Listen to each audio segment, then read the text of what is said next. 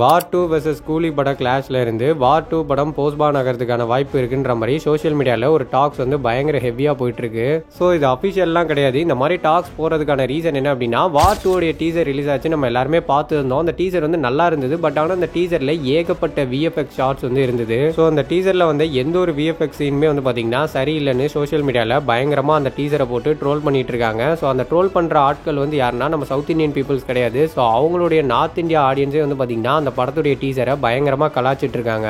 ஏன்னா அந்த டீசர் பாக்குறதுக்கு ஏதோ கூல் ட்ரிங்க்ஸ் ஆட் மாதிரி இருக்குன்னு சொல்லிட்டு ஃபேன்ஸ் எல்லாம் பயங்கரமா விஎஃப்எக்ஸ் சேஞ்ச் பண்ணணும்னு ரெக்வெஸ்ட் பண்ணிட்டு இருக்காங்க. அந்த ஒரு ரீசன்னால வந்து பாத்தீங்கன்னா வார் 2 படம் வந்து இந்த கிளாஷ்ல இருந்து போஸ்ட்பான் ஆகிறதுக்கான வாய்ப்பு இருக்குன்னு சொல்லிட்டு டாக்ஸ் வந்து ஹெவியா போயிட்டு இருக்கு. பட் என்ன பொறுத்த வரைக்கும் இதெல்லாம் ஒரு விஷயமா எடுத்துக்கிட்டு அவங்க போஸ்ட்பான் பண்றதுக்கான சான்சஸ் எல்லாம் வந்து ரொம்ப ரொம்ப கம்மி தான். ஏன்னா வார் 2 ரிலீஸ் ஆகிறதுக்கு இன்னும் கரெக்டா 2 மாசம் டைம் இருக்கு. ஸோ இந்த 2 மாசத்துக்குள்ள வந்து பாத்தீங்கன்னா ஆல்மோஸ்ட் எல்லா விஎஃப்எக்ஸ் வரைக்குமே அவங்க ரொம்ப நல்லாவே பண்ணிடுவாங்க. அண்ட் அது மட்டும் இல்லாம இந்த படத்தை இவங்க ஸ்டார்ட் பண்ணும்போதே இவங்க 2 டேட்டை டார்கெட் பண்ணி தான் இந்த படத்தை ரிலீஸ் பண்ணணுன்ற ஐடியாவோட தான் இவங்க வந்து படம் எடுக்கவே ஆரம்பிச்சாங்க. ஒன்று வந்து ரிபப்ளிக் டே, இன்னொன்று வந்து இண்டிபெண்டன்ஸ் டே. அதில் ஆல்ரெடி வந்து ரிபப்ளிக் டே டேட்டை வந்து இவங்க மிஸ் பண்ணிட்டாங்க. ஏன்னா ரிபப்ளிக் டேக்குள்ளலாம் இவங்களால வந்து அந்த படத்தை எடுத்து முடிக்க முடியல. ஸோ இப்போ வந்து பார்த்தீங்கன்னா படத்துடைய விஎஃப்எக்ஸ் ஒர்க்லாம் அந்த அளவுக்கு சரியாக பண்ண முடியல. அதனால மட்டும்தான் வந்து பார்த்தீங்கன்னா ஆகஸ்ட் 15 இண்டிபெண்டன்ஸ் டே வீக்கெண்டை வந்து டார்கெட் பண்ணியிருக்காங்க. ஸோ இன்னும் 2 மாதம் டைம் இருக்குது. இந்த 2 மாதத்துக்குள்ளேயே வந்து பார்த்தீங்கன்னா விஎஃப்எக்ஸ் ஒர்க்லாம் ரொம்ப நல்லாவே பண்ணிடுவாங்க. கண்டிப்பாக வந்து வார் 2 போஸ்ட்பான் ஆகிறதுக்கான சான்சஸ்லாம் வந்து ரொம்ப ரொம்ப கம்மி தான். ஆனால் அதே இங்கே லோகேஷுடைய கூலி எடுத்துக்கிட்டோம்னா ஒரு லியோக்கு பண்ண மாதிரியான ஒரு விஷயத்தை வந்து கூலிக்கு பண்ணவே இல்லை. ஏன்னா லியோக்கு வந்து அதுதான் ஒரு பேக் ஃபேராகவே அமைஞ்சுது. ஸோ லியோவுடைய டைட்டில் அனௌன்ஸ்மெண்ட் வரும்போதே அக்டோபர் 19 ரிலீஸ் அப்படின்னு சொல்லிட்டு அவர் ஒரு டேட்டை லாக் பண்ணிட்டாங்க.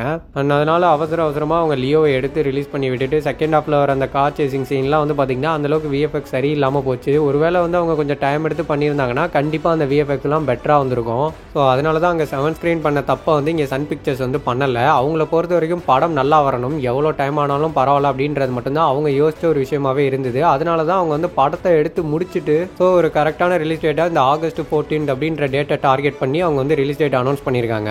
ஆக்சுவலாக சன் பிக்சர்ஸ்க்கு வந்து வார் 2 படம் அந்த டேட்டை டார்கெட் பண்ணிட்டு இருக்காங்கிறது ஏற்கனவே தெரிஞ்சிருக்கும். ஏன்னா நார்த் இந்தியாவில் உள்ள டிஸ்ட்ரிபியூட்டர்ஸ் வந்து கண்டிப்பாக சொல்லியிருப்பாங்க வார் 2மே வந்து இந்த டேட்டை டார்கெட் பண்ணிட்டு தான் வந்து பார்த்தீங்கன்னா இருக்காங்க, உங்களுக்கு அது ஓகேவான்ற கொஸ்டின் வந்து கேட்டிருப்பாங்க.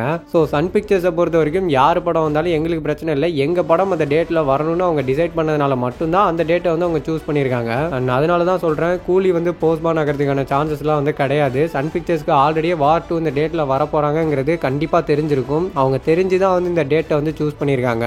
ஸோ அதே மாதிரி தான் அங்கே வார் 2மே. ஏன்னா வார் 2 ரிலீஸ் டேட் அனௌன்ஸ் பண்ணுறதுக்கு ஒரு மாதத்துக்கு முன்னாடியே வந்து பார்த்தீங்கன்னா கூலி வந்து நாங்கள் ஆகஸ்ட் 14 வரோம்னு சொல்லிட்டு ஒரு ரிலீஸ் டேட் போஸ்டர் வந்து ரிலீஸ் பண்ணிட்டாங்க. ஸோ கூலி வந்து அந்த டேட்டை டார்கெட் பண்ணது வந்து வார் 2 டீமுக்கு நல்லாவே தெரிஞ்சிருக்கும். அவங்களுமே அதை பற்றி யோசிச்சிருந்தாங்க அப்படின்னா கண்டிப்பாக வந்து அவங்க போஸ்ட்பான் பண்ணியிருப்பாங்க. ஆனால் அவங்க யோசிச்சதுமே இதுதான், யார் படம் கூட வந்தாலும் பரவாயில்ல, எங்க படம் அந்த டேட்ல ரிலீஸ் ஆகணும்னு அவங்களும் டிசைட் பண்ணிட்டாங்க.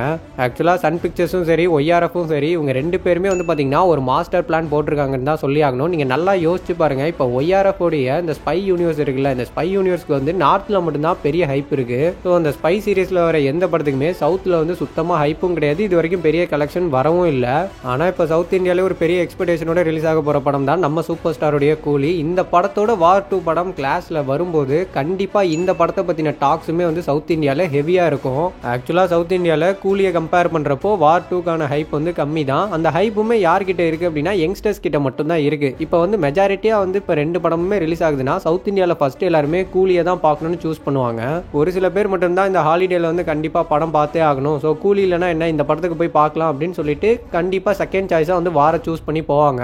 அதாவது இப்போ வார் 2 படம் வந்து பாசிட்டிவ் ரிவ்யூ வாங்கிட்டு இருக்கு. அந்த படம் பார்க்கறதுக்கு ஒரு 100 பேர் போறாங்கன்னே வச்சுப்போம். அதுல ஒரு 50லேருந்து 60 பேருக்கு வந்து பாத்தீங்கன்னா கண்டிப்பா அந்த படம் பிடிச்சிரும். ஸோ அவங்களுமே இந்த ஸ்பை சீரியஸ்ல அடுத்து வரப்போற படத்துக்கு ஒரு நல்ல லீடு கொடுத்துட்டாங்கன்னு வைங்களேன், இவங்களுமே வந்து அடுத்த படத்தை பார்த்தே ஆகணுன்ற ஒரு எக்ஸ்பெக்டேஷனோட வெளியில வந்துருவாங்க. அண்ட் இதனால என்ன ஆகுனா வாருக்கு அடுத்து ரிலீஸ் ஆக போற ஸ்பை சீரியஸ் படங்களுக்கு சவுத் இந்தியாலுமே எக்ஸ்பெக்டேஷன்ஸ் வந்து அதிகமாகும். இங்கேயுமே வந்து பாத்தீங்கன்னா கலெக்ஷனுடைய growth வந்து இம்ப்ரூவ் ஆகும். ஸோ நம்ம எல்சியூக்கு கிடைக்கிற ஒரு ஃபேம் வந்து பாத்தீங்கன்னா அந்த ஸ்பை யூனிவர்ஸ்க்குமே கிடைக்கும். அதனால மட்டும்தான் ஒய்ஆர்எஃப் வந்து இந்த மாதிரியான ஒரு முடிவை எடுத்திருக்காங்க.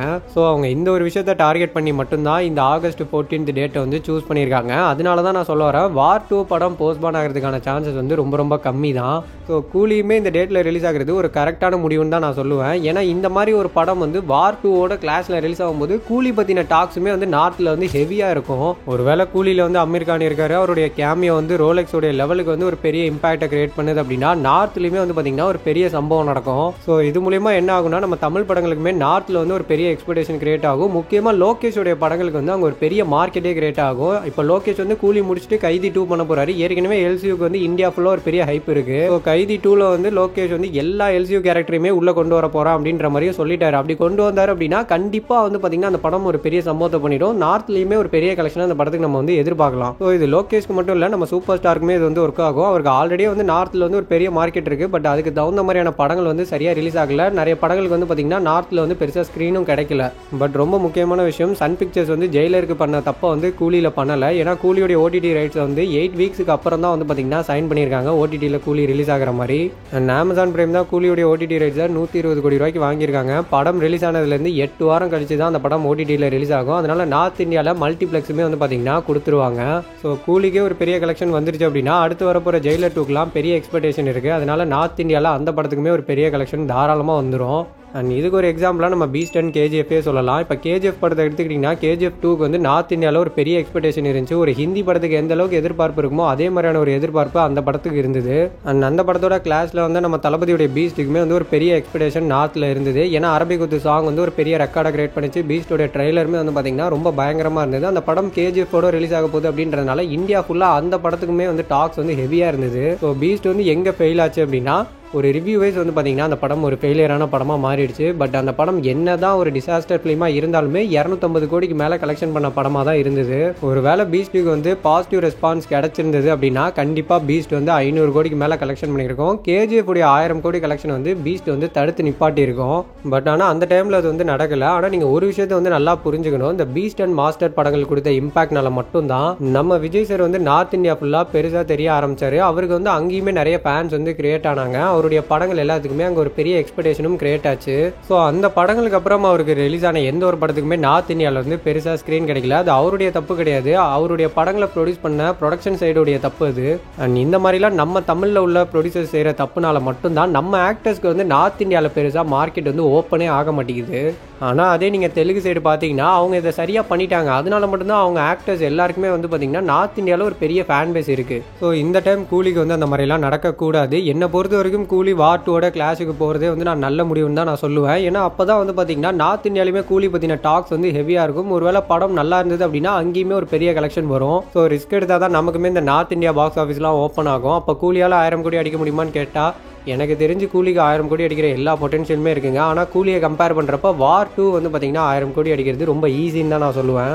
ஏன்னா நம்ம சவுத் இந்தியாவை கம்பேர் பண்ணுறப்போ நார்த் இந்தியா அப்படிங்கிறது ரொம்ப பெருசு. ஸோ அவங்களுடைய படங்கள் வந்து அவங்க டார்கெட் பண்ணுற அவங்க ஆடியன்ஸை வந்து சாட்டிஸ்ஃபேக்ஷன் பண்ணாலே போதும். அங்கேயே வந்து பார்த்தீங்கன்னா அவங்களுடைய படங்கள்லாம் 600லேருந்து 700 கோடி வரைக்கும் கலெக்ஷன் பண்ணிடுது. ஸோ சவுத்லேயுமே ஒவ்வொரு ஸ்டேட்லேயும் ஒரு 30 கோடி 40 கோடி கலெக்ஷன் வந்தாலே போதும். ஓவராலாக வந்து ஒரு 150 கோடி அவங்களுக்கு சவுத் சைட்லேருந்து மட்டுமே வந்துடும். அண்ட் ஒரு ஹிந்தி படம் வந்து ஓவர்சீஸில் 200 கோடி கலெக்ஷன் பண்ணுறதுலாம் ரொம்ப நார்மலான ஒரு விஷயம் தான். அவங்க அசால்ட்டாவே அதை பண்ணிடுவாங்க. அவங்க எய்ம் பண்ண 1000 கோடி கலெக்ஷனுமே அவங்களுக்கு வந்துடும். ஆனால் அதே சவுத் இந்தியாவிலேருந்து ஒரு பெரிய படம் ரிலீஸ் ஆகுது அப்படின்னா அந்த படம் சவுத் இந்தியாவில் மட்டுமே 500 கோடிக்கு மேலே கலெக்ஷன் பண்ணால் அதுவே ஒரு ரெக்கார்ட் கலெக்ஷன் தான். ஸோ சவுத் இந்தியாவை தாண்டி ஓவர்சீஸில் வந்து ஒரு 250 கோடி கலெக்ஷன் வந்தது அப்படின்னா கூட ஒரு 800 கோடி வரைக்கும் தான் வந்து பார்த்தீங்கன்னா நம்ம படங்களால் ரீச் பண்ணவே முடியும். ஸோ பேலன்ஸ் இருக்கிற அந்த 200 கோடி கலெக்ஷன் வந்து நார்த் இந்தியாவிலேருந்து தான் வந்தாகணும். கண்டிப்பாக நார்த் இந்தியாவுடைய சப்போர்ட் இல்லாமல் நம்ம சவுத் படங்கள் வந்து 1000 கோடி அடிக்கிறதுங்கிறது ரொம்ப கஷ்டம் தான். ஒருவேளை நம்மளுடைய படங்கள் நார்த் இந்தியாவுடைய சப்போர்ட் இல்லாமல் 1000 கோடி அடிக்கணும் அப்படின்னா ஓவர்சீஸ்ல வந்து 400 கோடிக்கு மேல கலெக்ஷன் பண்ணா மட்டும்தான் அது முடியும். ஸோ சைனா ஜப்பான்ல ரிலீஸ் ஆகாமே ஓவர்சீஸ்ல 400 கோடிக்கு மேல கலெக்ஷன் பண்றது அப்படிங்கிறதுலாம் ரொம்ப பெரிய விஷயம். அப்படி பண்ணா ஆனா நல்லா தான் இருக்கும்.